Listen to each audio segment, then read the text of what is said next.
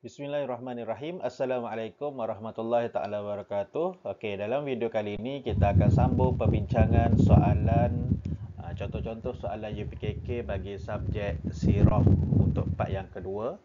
Okey, kita tengok soalan-soalannya.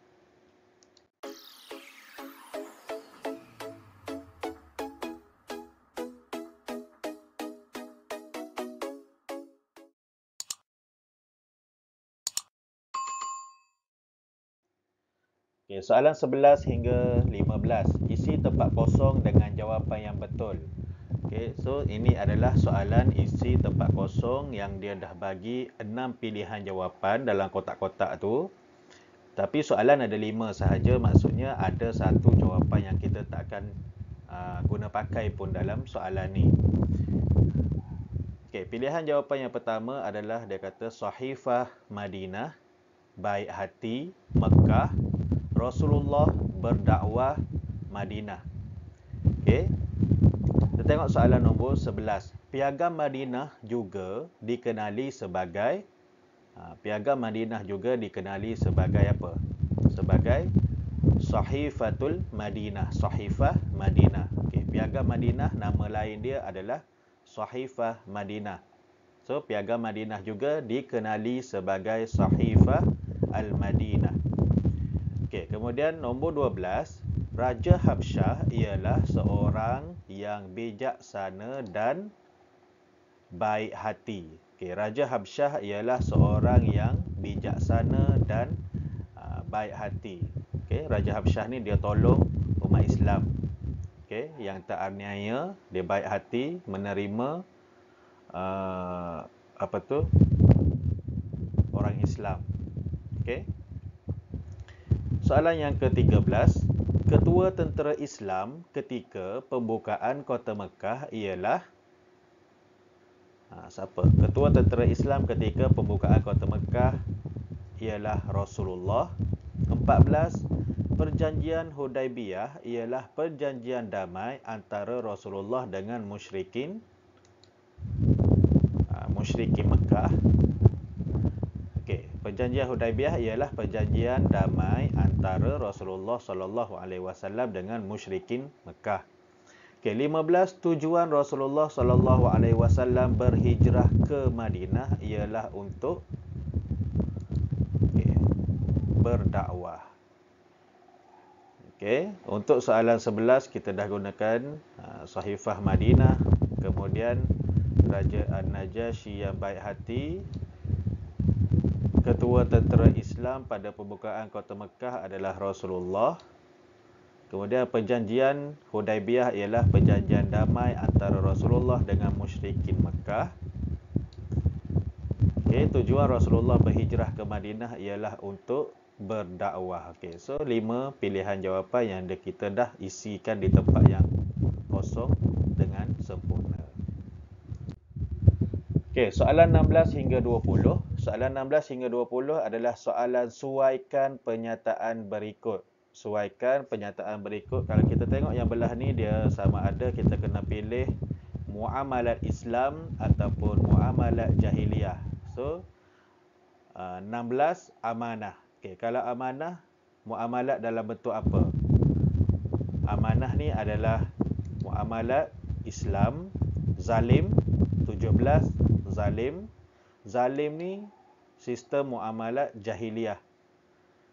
Kemudian 18 penipuan. Penipuan adalah sistem muamalat jahiliyah.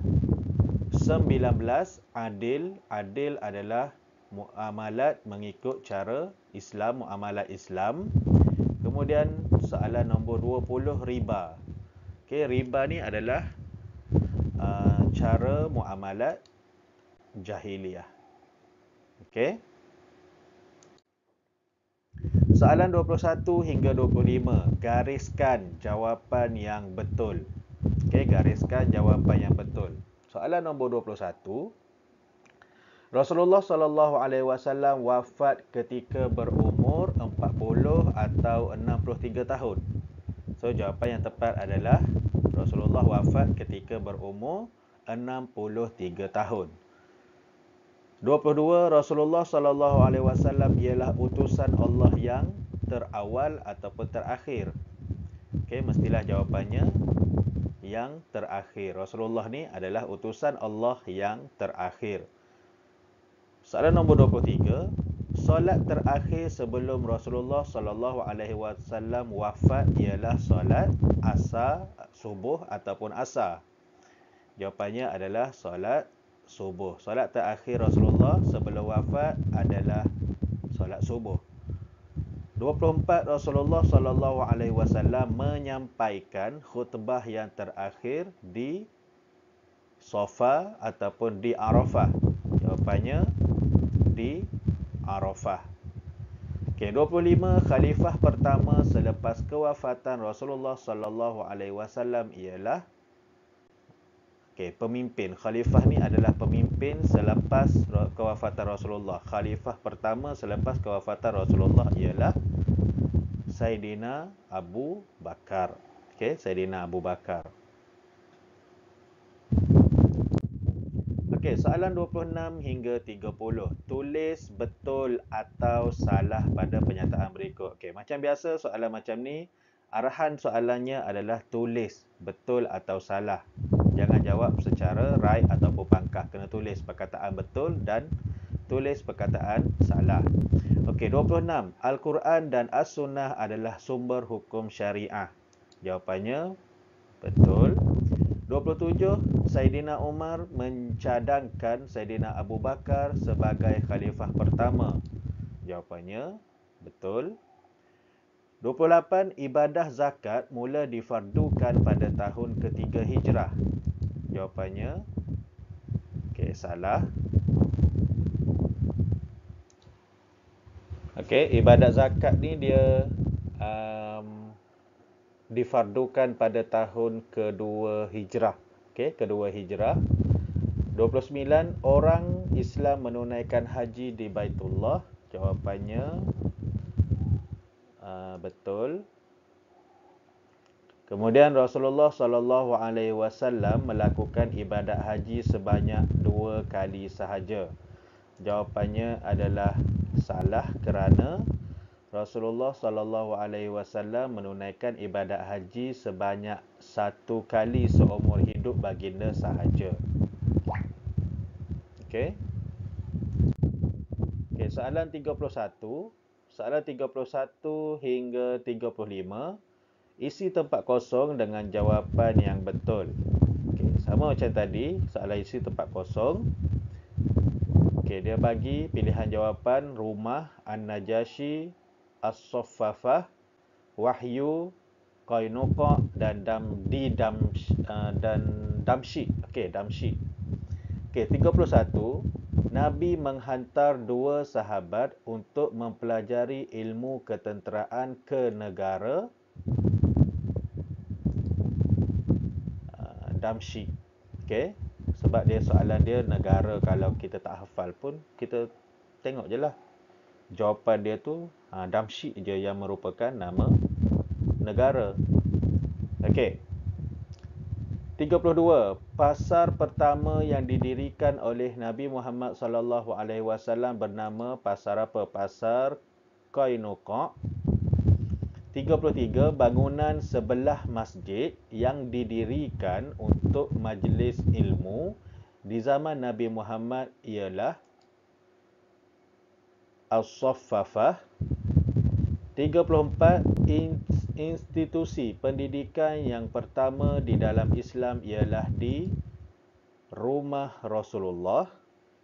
35. Pendidikan Islam bermula sejak Nabi Muhammad menerima wahyu kerasulan.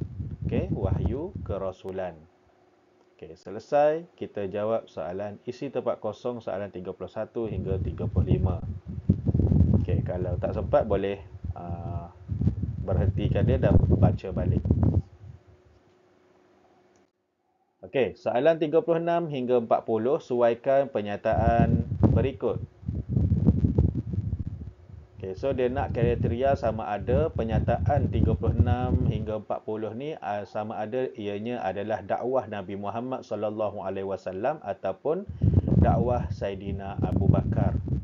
So biasanya perkara-perkara yang kita baca sewaktu Rasulullah masih hidup itu adalah dakwah Rasulullah, dan perkara yang dilakukan selepas kewafatan Rasulullah adalah dakwah Saidina Abu Bakar lah.